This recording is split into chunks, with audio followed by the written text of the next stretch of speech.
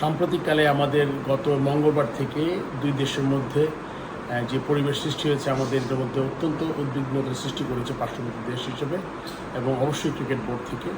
আপনি জানেন যে আমাদের দুইজন জাতীয় দলের খেলোয়াড় অলরেডি আছেন পাকিস্তানে, তারা একটা ফ্র্যাঞ্চাইজি টুর্নামেন্ট খেলছে।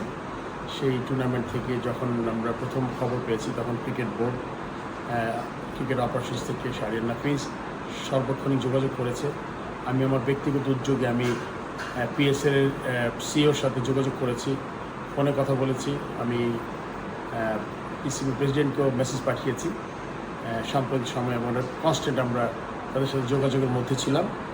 আপনি জানেন সবাইকে এক সময় এক জায়গায় জড়ো করা হয়েছে। এখানে শুধুমাত্র আমাদের দেশের খেলোয়াড়ই ছিলেন না, অনেক ওভারসিজ প্লেয়ার আছেন। ওরা একটা সম্মিলিত প্রচেষ্টা করছিলেন যে কীভাবে এখান থেকে এই অদ্ভুত পরিস্থিতিতে নিরাপত্তা জনিত কারণে তাদেরকে কোনো একটা ভালো সমাধান করা যায়।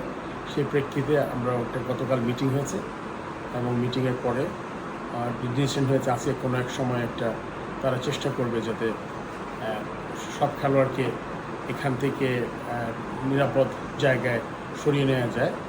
এবং তার সাথে সাথে আমাদের বোর্ড থেকে বাংলাদেশ হাই কমিশনের মিলিটারি অ্যাটাচের সাথেও যোগাযোগ করা হয়েছে এবং সার্বক্ষণিক তার সাথে যোগাযোগ করেছে আমাদের ক্রিকেট বোর্ড।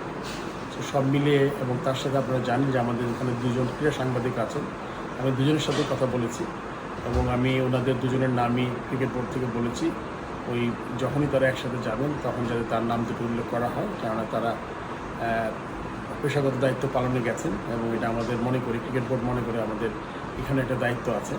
আমরা চেষ্টা করছি তাদেরও একসাথে আমরা যাতে ওখান থেকে বের করে কোনো নিরাপদ জায়গায় যখন যাবে প্লেয়ার একসাথে যেতে পারে।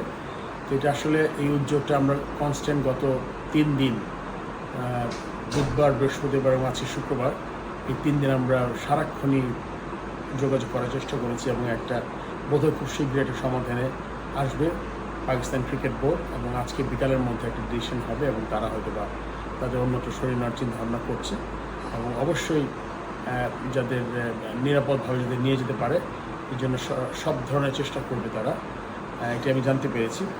সো এই ব্যাপারটা আমার মনে হয় যে বোর্ড সভাপতি হিসাবে প্রথম থেকেই টপ প্রায়োরিটি দিয়েছি আমি। এই টপ প্রায়োরিটি দেওয়ার কারণেই আমি তাদের সাথে ব্যক্তিগতভাবে বোর্ড থেকে যোগাযোগ করেছি, ব্যক্তিগত আমিও উদ্যোগ নিয়েছি এবং আমি আশা করি এটার একটা সুন্দর সমাধান হবে এবং আমি আশা করব সবাই নিরাপদে থাকতে পারে। ধন্যবাদ।